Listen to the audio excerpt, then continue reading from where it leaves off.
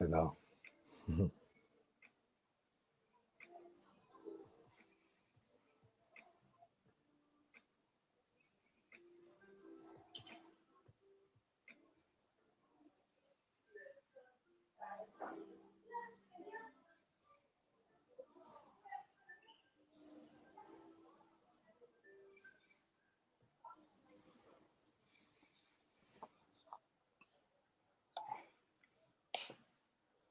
Ora bem, muito boa tarde a todos. Nós criamos esta janela de comunicação nestes tempos um pouquinho mais difíceis para também nos tentarmos manter ligados à comunidade do polo aquático e aos nossos atletas e simpatizantes. E hoje temos então connosco um dos melhores jogadores a nível mundial, Filipe Perrone. Ele já está aqui online connosco. Boa tarde, Filipe. Boa tarde. Filipe, um jovem nascido em 86, 34 anos, natural de Rio de Janeiro, com títulos imensos, internacional por Espanha, internacional pelo Brasil, Jogos Olímpicos de Pequim, de Londres, do Rio, qualificação para Tóquio, medalhas nos campeonatos do mundo, campeonatos da Europa, por clubes já passou por nomes conhecidos como o seu atual clube, o Atlético Barceloneta, Savona, Proreco, Hugo Dubrovnik, uma figura do polo aquático mundial. Esta conversa surge também pelo convite do Carlinhos e agradecer também por ter feito a ligação. Começamos, acho que pelo início. Como é que surge o polo aquático na tua vida, Filipe? Eu acho que isso é uma coisa que acontece muito, principalmente aqui na Europa, que são os principais, onde é o principal centro do polo aquático. E todo mundo fala, como pode uma pessoa que nasceu no Brasil jogar polo aquático, né?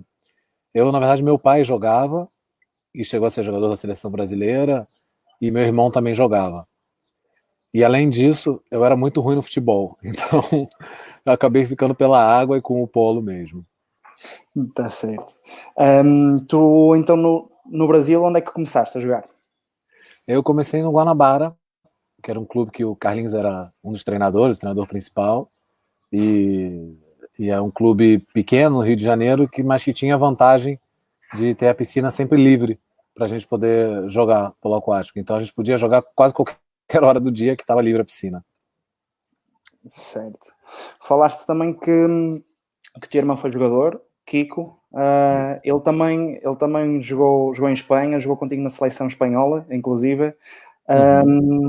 Quando é que ele vem para a Espanha? Quando é que tu vens também com ele? Vens com ele para a Espanha? Como é que é feita essa transição do Rio para cá, para a Europa?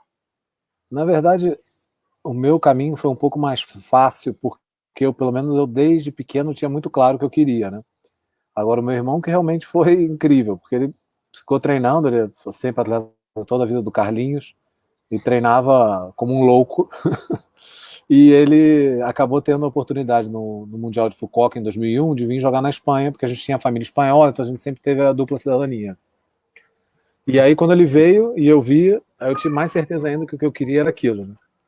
Que o meu sonho era poder me dedicar ao esporte e poder jogar uma Olimpíada e poder, principalmente, ter essa dedicação integral ao esporte, né? E isso você precisa estar aqui na Europa.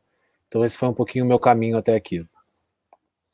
E diz-nos como é que surgiu esse convite. Seguramente o facto de teu irmão também ter vindo para cá, para a Espanha, abre-te mais as portas, não é?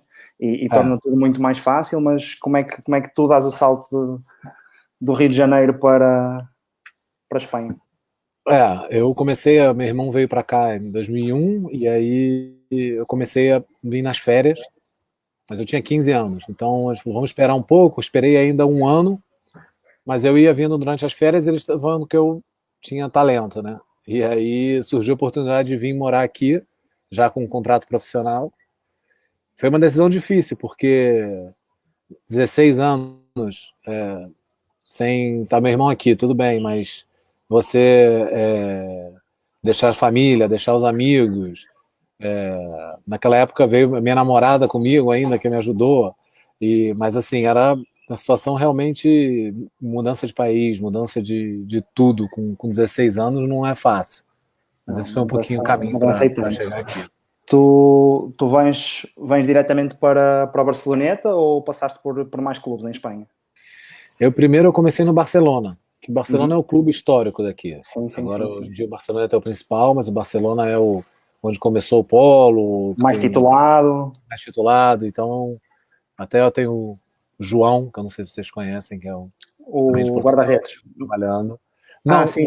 Preparador, sim. preparador, que está lá agora, e é um clube histórico, e eu comecei lá, que na verdade foi um grupo com muitos jogadores que depois foram para a seleção espanhola, como Guilherme Molina, Xavi Garcia, estava meu irmão, Blay Mayarac, tinha inclusive o Grupo Pietro fraquinho, Fiore. Então, só que todo mundo com 17 anos, então a gente teve a sorte de começar ali e construir o caminho junto. Certo. Quando eras miúdo, quando eras mais novo, crescendo com o teu irmão e os dois jogando polo aquático, vocês acabam por conseguir uma medalha por Espanha, em Melbourne. Qual é a sensação de ganhar uma medalha com um irmão e acima de tudo, por um país que não é o vosso de nascença, mas que vos deu tanto e que vos disse tanto? Foi inesquecível. Eu diria que até mais do que a medalha em Melbourne, foi que aquela medalha classificou a gente para a Olimpíada. E, como eu falei, o meu caminho foi um pouco mais fácil porque pelo menos eu via. O meu irmão, ele no Brasil, ficou até os 25 anos, treinando sozinho não, mas treinando como um louco, né? Mais do que todo mundo para poder... Um sonho que eu não sabia nem qual era, na verdade, né? Porque no Brasil era complicado realmente chegar à Olimpíada. O Carlinhos teve sorte nesse sentido, que ele conseguiu jogar a Olimpíada de 84, mas muito difícil para ele se classificar para a Olimpíada. E então o sonho dele realmente era a Olimpíada, e quando chegou naquele momento de entrar no estádio olímpico em Pequim, aquilo foi inesquecível, e acho que foi assim, um pouco um presente pelo todo esse caminho, porque eu acho que vocês em Portugal sabem que é muito difícil competir contra as principais potências. Correr sempre atrás é um caminho difícil, e eu acho que ali foi um pouquinho, a gente conseguiu finalmente chegar nesse sonho. Certo. Tu começas no Brasil, passas por Espanha, passas por Itália, por Croácia, e são tudo realidades completamente diferentes do ponto de vista do polo aquático. Qual delas é que te marcou mais como jogador? Para mim é da Croácia. Eu acho que pela primeira vez realmente ali, aqui a Espanha, o polo aquático é um esporte reconhecido, mas não tem essa dimensão que tem, por exemplo, na Croácia, né? Na Croácia, em Dubrovnik, que é a cidade que eu joguei, é o principal esporte. Então, as pessoas estarem acompanhando você, acompanhando os resultados, piscina cheia, piscina com 2, 3 mil pessoas vendo o jogo, e eu acho que aquela experiência foi única mesmo. A gente, com o Yugo Dubrovnik, a gente ganhou a Champions League em 2016, e voltando para a Croácia, quando a gente chegou, tinha fogos artificiais no aeroporto, tinha as pessoas esperando no aeroporto, e eu acho que isso é uma sensação única no esporte. Ok. Deixaste bem claro que quase que na Croácia te sentiste quase como um jogador de futebol com aquela envolvência toda. Exatamente. Da Croácia, alguma história assim mais caricata que guardes? Ainda sabes falar croata? Sei, eu falo croata, minha mulher é croata, então eu tenho um motivo para aprender. Motivo para aprender. Esses 2 anos que eu fiquei lá, eu aprendi o croata, mas eu acho que assim, as histórias que eu tenho lá, curiosas, primeiro que pro polo, eu tenho menos 1,83, mas pro polo eu sempre fui pequeno, mas assim, 1,83 ainda não é tão pequeno. Na Croácia eu parecia um anão. Não. Na apresentação dava até vergonha. Todos eles tinham 2 metros, 2 metros e pouco, e eu lá ficava até um pouquinho na ponta do pé para ver se não chamava tanta atenção. Está certo. Outra das perguntas vai um bocadinho de encontro a isso, que apesar da tua dimensão pequena, entre aspas, não é? E tu sempre te conseguiste dar bem em todos os países por onde passaste. São realidades diferentes de polo, mas também são tipos de jogo diferentes. Provavelmente o polo na Croácia acaba por ser um bocadinho mais físico, em Espanha acaba por ter que ser um bocadinho mais rápido, mais nadado, mais técnico, em Itália acaba por ser um bocadinho da mistura dos dois, porque tens muito jogador de fora e também o polo italiano é muito mais técnico. Onde é que te sentiste mais a gosto?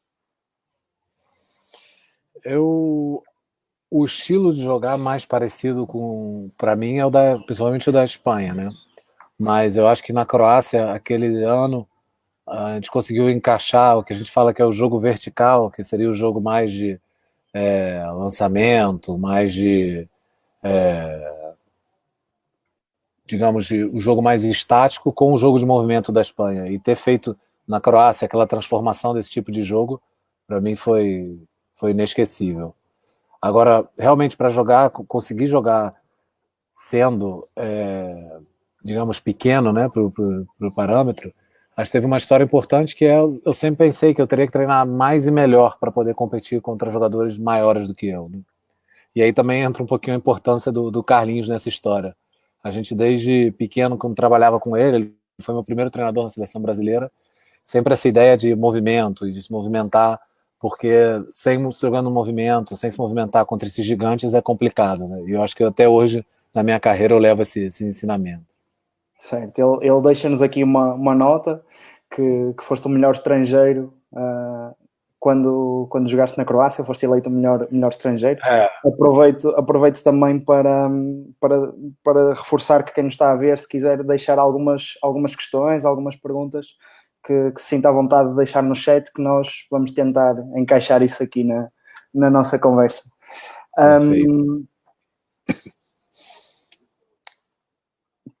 Tu basicamente acabas por passar pelas grandes alterações de regulamentos das últimas, e acima de tudo acabas por conseguir manter-te sempre a um nível elevadíssimo, acabas por conseguir sempre reinventar a tua forma de jogar e a tua forma de estar na piscina, para dar resposta às necessidades daquilo. O que é que achas que te torna diferente de passar nestas fases diferentes todas e conseguir encaixar sempre o teu estilo de jogo, sempre a tua forma de estar na piscina e conseguindo sempre fazer a diferença?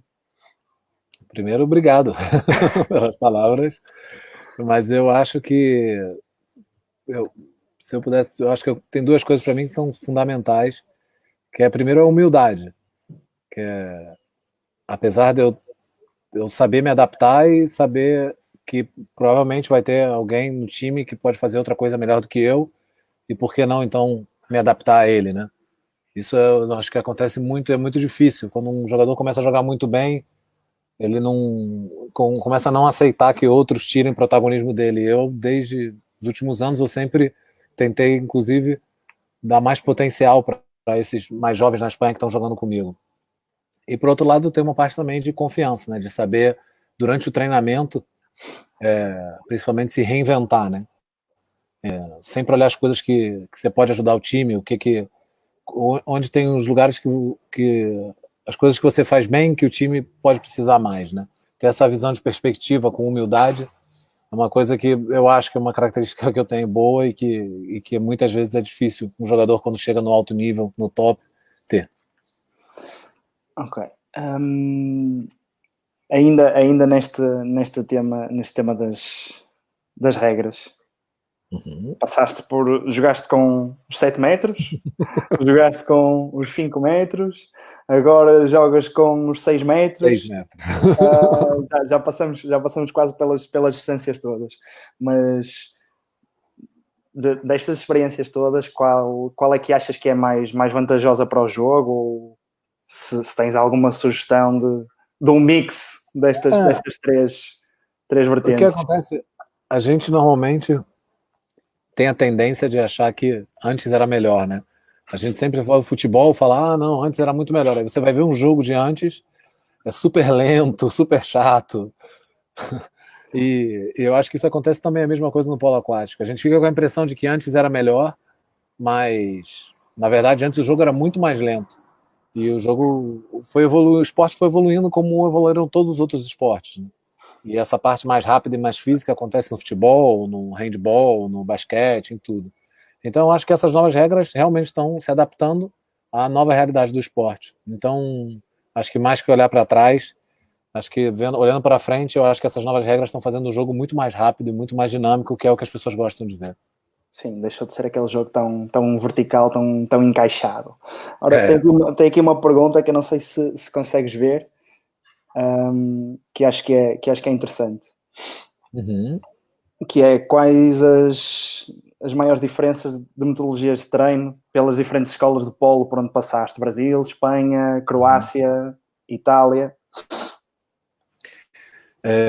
Eu acho que na Itália, por exemplo, é muito mais. Eu destacaria o físico e tático. Na Itália, você trabalha com muitas variações de tática. Cada homem a mais, homem a menos, defesa, ataque. Cada jogada tem inúmeras variações e todos os jogadores sabem. Eu acho que na Espanha, realmente, o que aqui trabalha mais é a questão do movimento e você conseguir durante o jogo ter essas mudanças táticas mais fluídas. Então você acaba jogando muito durante o treino. O treino se baseia muito em jogo, jogo, jogo. E na Croácia, o treinamento é mais marcado, mais dividido, não é tão integrado como de repente é na Espanha. Na Espanha, a gente às vezes a natação faz durante o jogo. Na Croácia você faz natação, depois você faz o treinamento tático, depois você faz o treinamento técnico. É muito mais marcado e segmentado. Acho que seria um pouquinho essas três diferenças. Certo. Ora bem, nós desde que soubemos que íamos contar com a tua presença, falamos com alguns dos nossos atletas mais novos e perguntamos vocês vão ter um dos melhores jogadores do mundo a falar connosco, o que é que lhe queriam perguntar? Então temos aqui algumas perguntas dos nossos mais jovens. Antes desta paragem, e sabemos que isto pode variar ao longo da época, mas em média, quantas horas de treino diário?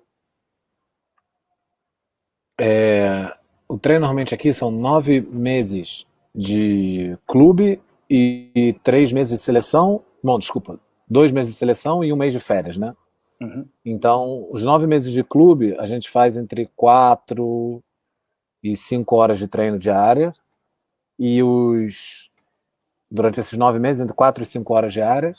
E com a seleção a gente chega a 7 horas de treino. Também são concentrações mais específicas para as competições. Mais intensas. Exatamente. Jogo mais especial ou mais marcante da tua carreira? Consegues definir um? É super difícil. Isso eu tive que fazer uma entrevista um pouco tempo atrás também, estava muito difícil de definir, mas eu acho que um jogo inesquecível para mim foi eu jogando com o Brasil no Rio, a vitória contra a Sérvia. Eu acho que aquilo ali foi a maior surpresa do polo aquático mundial nos últimos, não sei, 20, 30 anos, de repente. Ninguém esperava que numa Olimpíada o Brasil fosse ganhar da Sérvia e estava jogando em casa, então aquilo ali fica marcado para sempre.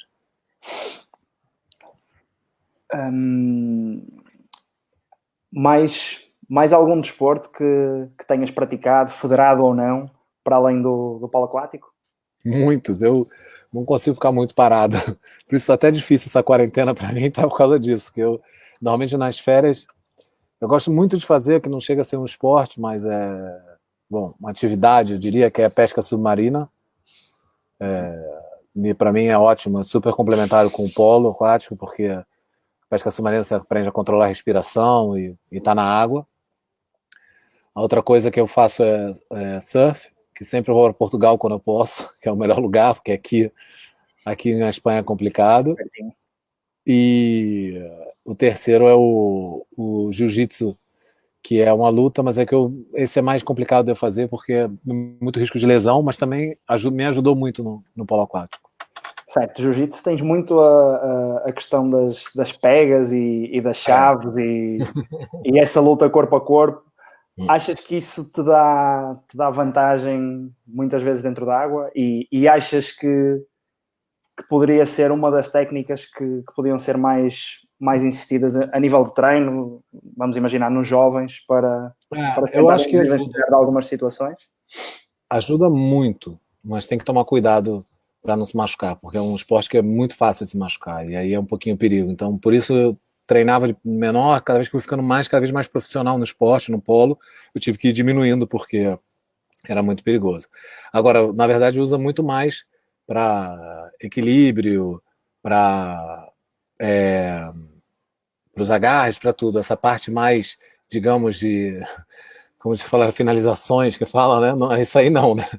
Mas eu tenho uma história engraçada, que uma vez eu tinha 14 anos, eu acho, e aí eu já treinava jiu-jitsu e veio um time húngaro treinar lá no Brasil. E os húngaros naquela época, esse time que veio, eles gostavam de bater. E eu tinha 14 anos, eu lembro que eu estava assustado, não sabia o que fazer, segurando, e eu acabei fazendo uma técnica de jiu-jitsu. Aí o húngaro depois queria me matar. Não, eu fiz na defensiva, mas nunca mais. Foi a única vez que eu usei assim para um motivo não tão correto, né? Mas foi de sobrevivência, Foi de sobrevivência. Foi de sobrevivência. Continuando aqui com as perguntas dos nossos pequeninos. Se ainda te sentes nervoso antes dos inícios dos jogos? Sinto, claro. Normal. Acho que o mais normal é você sentir nervoso. Se não está sentindo nervoso é porque não é importante para você, né? Então, acho que sempre que é importante alguma coisa para você, você vai sentir nervoso. O importante é saber controlar, né? Acho que isso é o fundamental. Controlar o nervosismo e saber direcionar o seu estado ótimo, direcionar a sua cabeça, sua mentalidade para o que você tem que estar pensando naquele momento. Certo. Ora bem, e no meio deste curriculaço todo, o que é que ainda falta conquistar? Eu posso falar que falta medalha olímpica, mas eu acho que é uma coisa que eu aprendi com o tempo também, que o esporte também não é só esse currículo. O esporte é muito mais do que isso, né? Eu acho que a gente realmente, acho que desde pequeno não, mas nos últimos anos eu fui aprendendo cada vez mais isso. O importante é, afinal, tentar o máximo, tentar o melhor. O que vai sair disso, depois vamos ver. O esporte depende de muitas coisas, né? Agora, se você se esforçou, se tentou o máximo, depois, independente do resultado, eu acho que a pessoa tem que estar feliz, tem que estar contente. Então, assim, falta medalha olímpica? Falta, mas também se não ganhar, eu sei que eu me esforcei ao máximo e estou feliz com os resultados. Certo. Voltando às tuas trocas entre clubes e realidades diferentes, sabemos que isso implica sempre algumas alterações, seja no sítio onde estás, cultura, língua, comida. Quais são para ti os aspectos mais difíceis de resolver, digamos assim, nestas mudanças? E quais são os pontos mais positivos também nestas mudanças todas ao longo da tua carreira? Eu acho que o positivo é aprender realmente a cultura dos outros lugares, né? Por exemplo, quando eu fui para a Itália, era a primeira vez que eu estava morando numa cidade pequena. E o estilo de vida, a maneira de viver, a maneira de ver o esporte, para mim, eu aprendi muito. Depois a mudança para a Croácia, a cidade que eu morei é uma cidade que em 93, 94 tinha sido bombardeada, teve na guerra da Iugoslávia. Então eu tive a oportunidade de conhecer muitas histórias inacreditáveis, né? Bom, e aqui na Espanha, em Barcelona, tudo que eu aprendi, Barcelona já é mais a minha casa do que o Rio, né? Mas assim, durante esse tempo eu aprendi aqui também muitas coisas, né? Sobre a história da Catalunha, sobre a cultura, a maneira de viver, e eu acho que isso é o mais positivo e o mais bonito. E a parte negativa realmente é sempre que você vai, você deixa umas amizades ali, continuam, mas você acaba ficando longe, né, de pessoas que eram importantes para você. E sempre que você muda muito, você vai deixando mais gente, né? Mas hoje em dia, com o telefone, com tudo, a gente vai dando um jeito de matar a saudade. Certo, e seguramente nesta altura tens tempo para isso e muito mais, não é? Exatamente. Última pergunta dos nossos pequeninos. A partir de que momento é que achas que se começou a ver dentro da água melhor Filipe? Consegues identificar assim um momento marcante que fez com que tu desses o salto para o alto nível?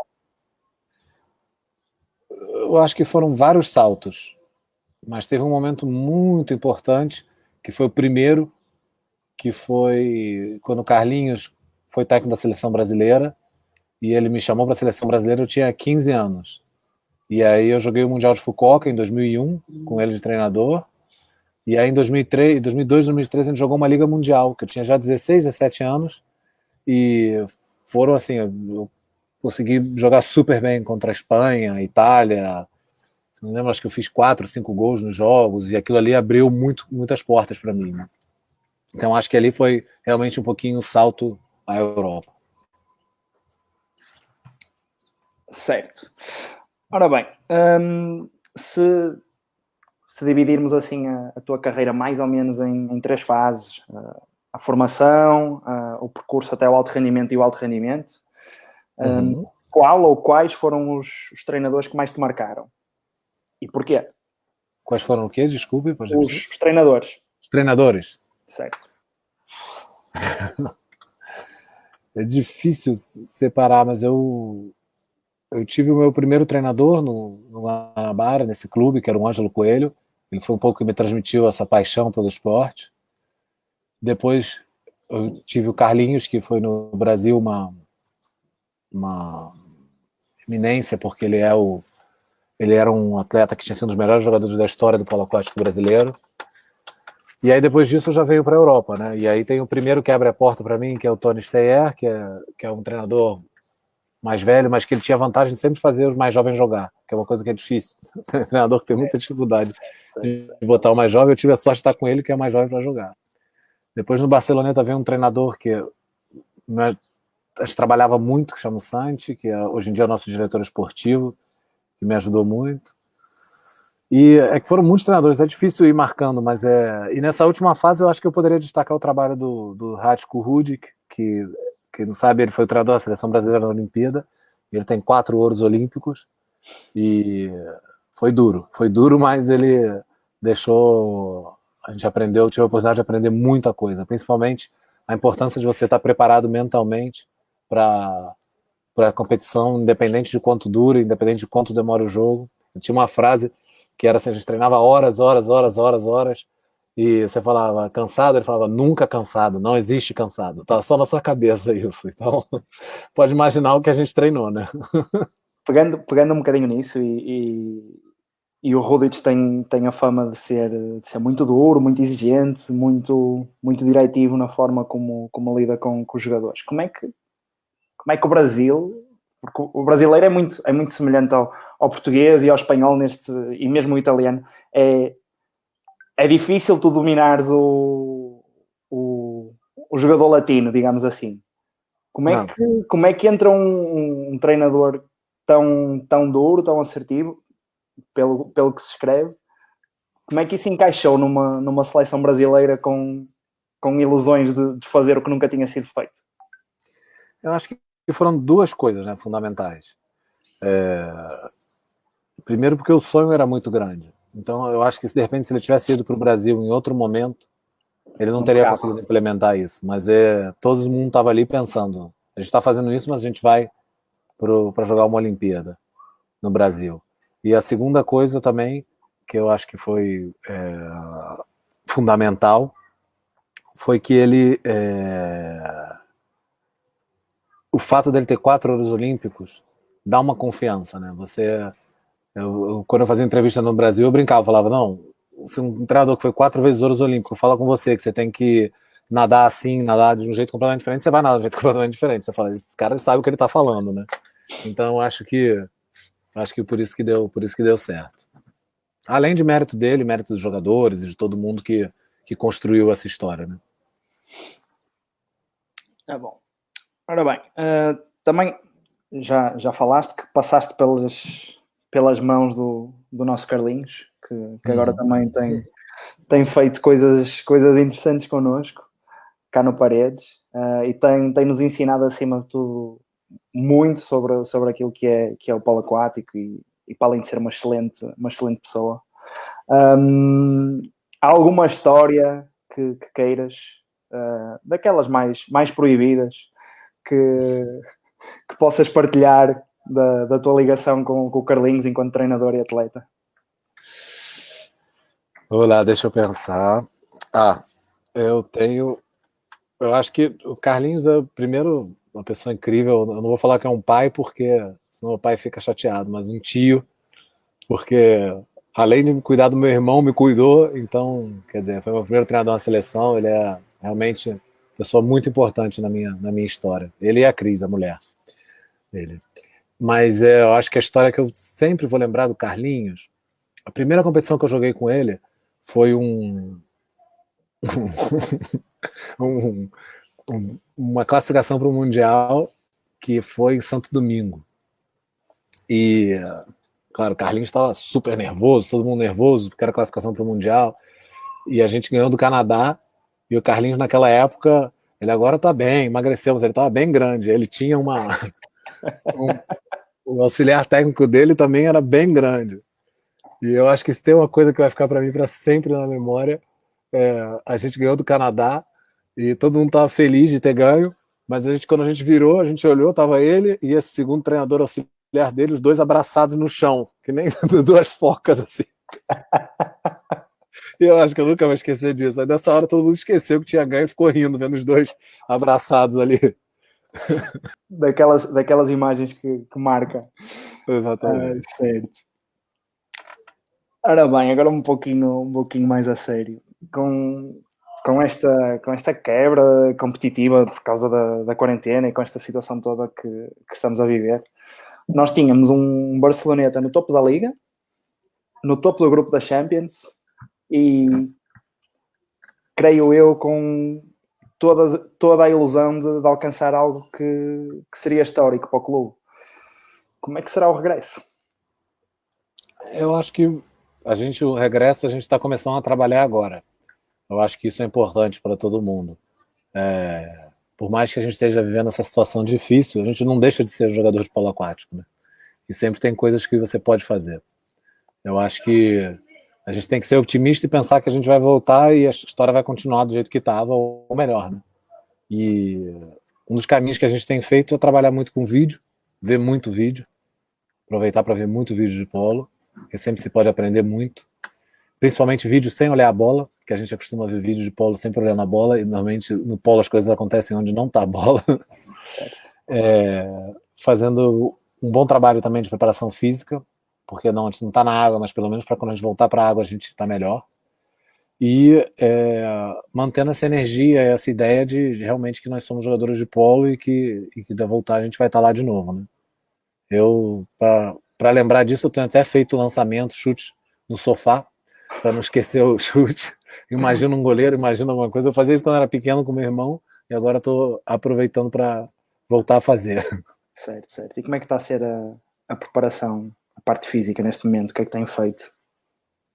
O nosso preparador físico manda para a gente um treino. No começo eram mais horas, mas depois ele viu que ia ser longa e foi diminuindo. Então a gente faz normalmente 1h, 1h15, 1h30 de trabalho físico, que vai dividindo muitas coisas, mas às vezes não é só também parte física, mas a gente tem incluído nossa preparação, toda a parte mental de meditação ou de alongamento e através do yoga.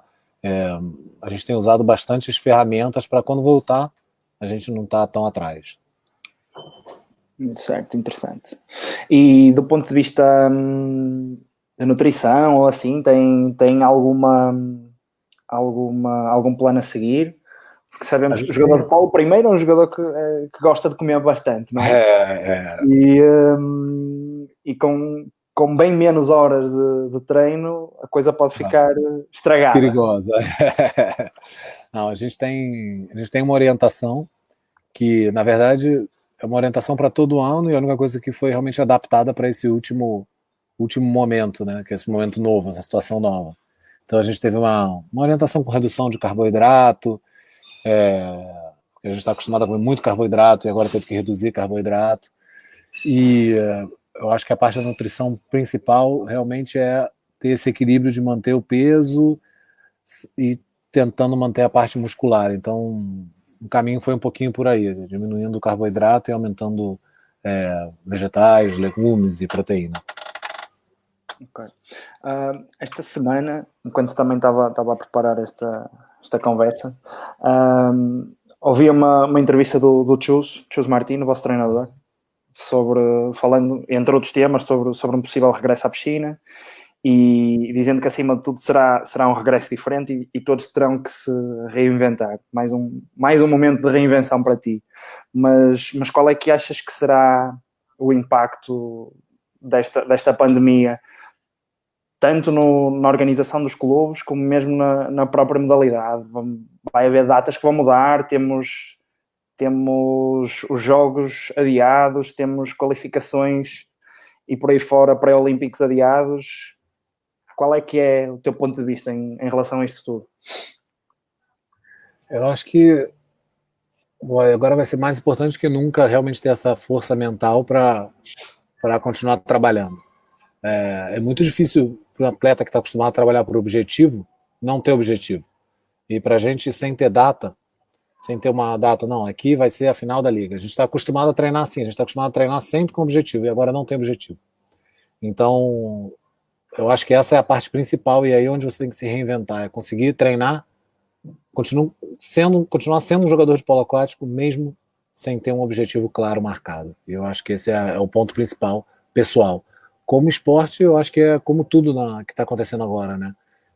Primeiro é salvar o esporte e também aproveitar essa oportunidade para ter uma reflexão sobre as oportunidades que surgem, de você ver realmente o que não está funcionando e construir. Eu acho que sempre essas crises dão essa oportunidade. Certo, sabemos que também há alguns clubes com algumas dificuldades neste momento. Falando até do futebol, estão todos com cortes e com dificuldades e assim, como é que uma modalidade mais pequena ou com uma expressão mais distinta nos diferentes países, como é que vai sair disto do ponto de vista financeiro? Acho que vai mudar um bocadinho a realidade? Vai mudar muito, vai mudar muito. Eu acho que principalmente os times que tinham como principal fonte de renda o patrocinador, né?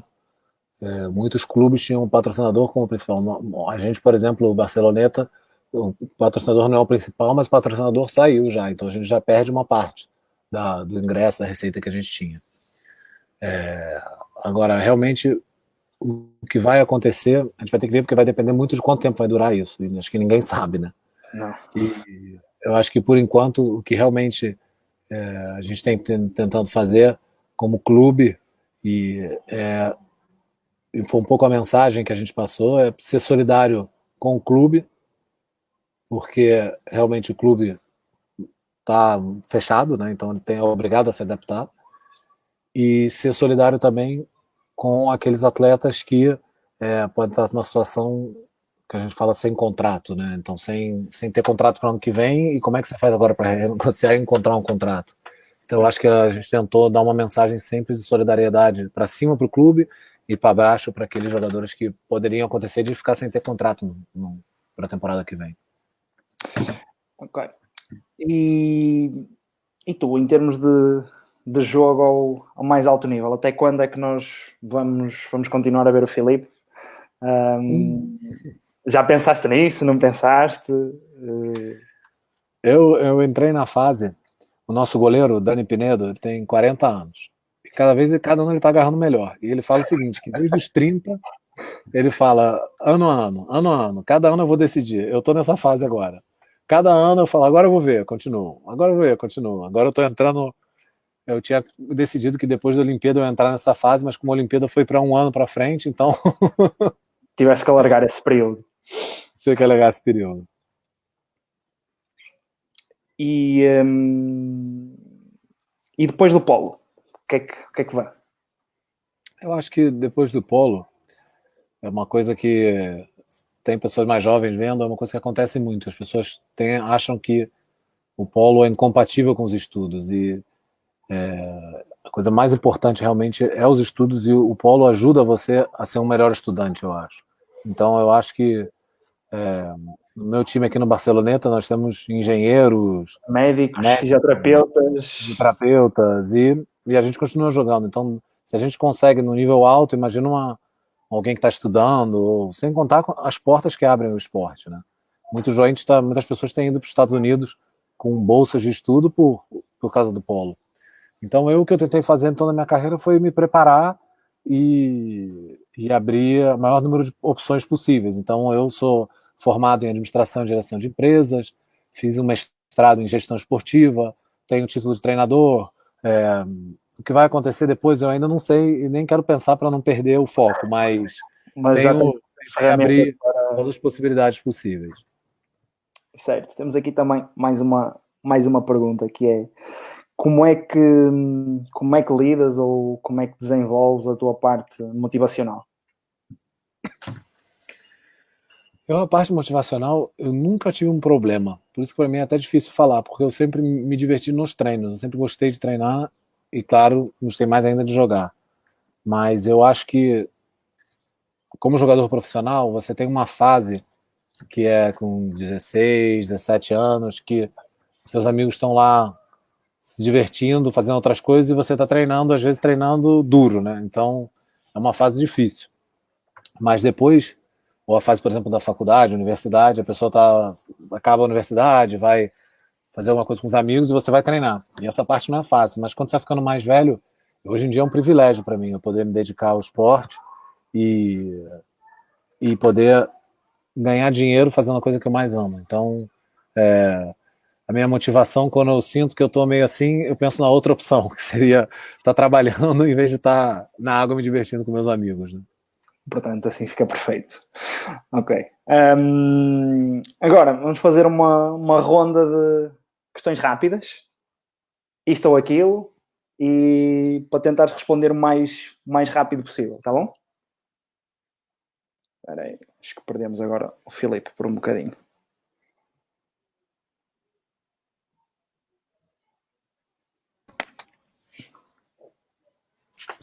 Oi. Voltou, desculpe. Tudo bem. Estava a dizer, vamos entrar agora numa ronda de questões rápidas. Ótimo. 2 opções, uma resposta, mais rápido conseguires. Ora bem, tá atacar bom. ou defender? Atacar. Golo ou assistência? Assistência. Remate direito ou com simulação? Finta? Remate direto. No ângulo ou em cima da cabeça do goleiro? No ângulo, não. Contra-ataque ou 6-6? Contra-ataque. Um prazer ou penalti? Um quê? Desculpe? 1-0 ou penalti? ou penalti? Um penal. 1-0. 1-0. Essa hesitou. Jogos Olímpicos ou Liga dos Campeões? Jogos Olímpicos. Agora mais tranquilo. Praia ou piscina? Praia. Rio ou Barcelona? Barcelona. Sangria ou caipirinha? Caipirinha. Messi ou Ronaldo? Ui, desculpa, Messi. Esta não podia. Messi. Está certo. Agora, últimas 4 perguntas. Melhor gol da carreira? Melhor gol da carreira. Vou contar rápido. Essa Liga dos Campeões que a gente ganhou com o Jug Dubrovnik da Croácia, eu tinha 10 amigos de infância que muitos nunca tinham saído do Brasil. E todos eles foram ver essa final. E essa final foram ver esse campeonato, que era Final Eight, né? Era Final Six, na verdade, era quartas de final, semifinal e final. E eu fiquei pensando, meu Deus, vieram 10 amigos aqui do Brasil, eu tenho que ganhar pelo menos um jogo. Aí ganhamos a quarta de final. Tudo bem, bom, agora eles já vão ver a semifinal e tal, contra o Proreco. Aí eu falei, aí a gente ganhou contra o Proreco. E aí na final, eu já falei, agora já não é possível. Aí a gente ganhou a final e eu fiz o último gol, que foi o gol da vitória de pênalti. Então acho que aquele foi um gol inesquecível pelo momento ali. Por tudo, certo. E qual a medalha mais saborosa? É engraçado, mas eu vou falar. A prata no europeu de Barcelona, 2018. A Espanha tinha muitos anos que não era sem ganhar medalha. E europeu em casa, numa piscina que estava todo mundo muito perto. Era uma sensação assim. Uma das melhores piscinas que eu já joguei. Treino mais difícil? Treino mais difícil. Aquele Como o Carlinhos está aí, vou dedicar a ele um treino. A gente, quando começou a treinar com ele, a gente tinha que ir de manhã. Muitas vezes em horários que as pessoas trabalhavam. No Brasil ninguém é profissional, né? Então a gente tinha que ir de manhã só nadar e eram uns 4.000 metros, 4.500 metros. Naquela época, treinando, sem receber nada de dinheiro, sem saber o que ia fazer, sem ter intercâmbio, sem ter competição. Fazer 4.000 com o Carlinhos ali dando bronca não era fácil, não. Última pergunta. Companheiro de equipa com que melhor te dás a jogar? Companheiro de equipe que o melhor anda a jogar. Tô pensando. Não tem que ser atual. Tá. Eu acho que eu falaria o Josip Vrlic e o Xavi Garcia. São dois jogadores. O Xavi Garcia cresceu comigo. Canhoto, que eu me mexia, a bola chegava, que isso é difícil acontecer. Eu sempre falo isso brincando, que no futebol o Messi pega a bola, o Cristiano Ronaldo vai com a bola. No polo é impossível, alguém tem que passar para você. E ele passava sempre no momento certo. E o Joseph, porque no polo, como no basquete, o jogador, o seu ataque depende muito do centro, né? E ele tava ali criando uma ilha nos 2 metros, então você fica muito mais perto, é mais fácil de fazer gol. Certo. Para terminarmos, Filipe, primeiro, muito obrigado da nossa parte. Deixar-te também o convite de, quem sabe, acabares a carreira como começaste com o Carlinhos. Se isso não for possível, deixar-te o convite de quando isto tudo passar e tiveres disponibilidade, também te juntares cá um pouquinho connosco e com os nossos pequeninos na água, que tenho a certeza absoluta que eles irão adorar, e os mais velhos também. E para terminar, deixares uma mensagem para a nossa comunidade de polo aquático Claro. E deixares um bocadinho da tua sabedoria. Primeiro, também obrigado por essa oportunidade. Para mim é um prazer estar aqui com vocês, trabalhando, conversando e falando sobre polo. Eu acho que primeiro, para passar esse momento difícil, lembrar da força que a gente tem no esporte. Todo mundo que joga polo já é um vencedor. A gente é um esporte tão difícil, tão exigente, que se a gente pensar o quanto é difícil isso, essa quarentena não é nada, né? E segundo, que eu acho que todo o polo aquático de Portugal, eu tenho certeza, e eu vou acompanhando, e cada vez vocês têm mais interesse. E eu tive a oportunidade de ver um time de Portugal, da Federação de Portugal, jogando um campeonato de autonomias da Espanha, que teve de crianças de 12 anos, 11 anos. E eu acho que 14, tem sim. tudo para dar certo o polo aquático em Portugal. E assim que eu puder, que acabar isso aqui, e eu puder contribuir para ajudar vocês nesse caminho, contem comigo. E obrigado, Carlinhos, também, né? Porque Carlinhos aí é o... Carlinhos é o chefe. É o chefe. Pronto. Filipe, mais uma vez da nossa parte, nosso muito obrigado. Deixamos-te com o nosso agradecimento e esperemos que esta situação passe mais depressa possível. Agradecer também a quem nos esteve a acompanhar e pá, tentamos dentro dos possíveis ir fazendo algumas perguntas que iam no seguimento da conversa. Agradecer a vossa presença mais uma vez e despedimos-nos até à próxima semana. Tchau, gente. Tchau.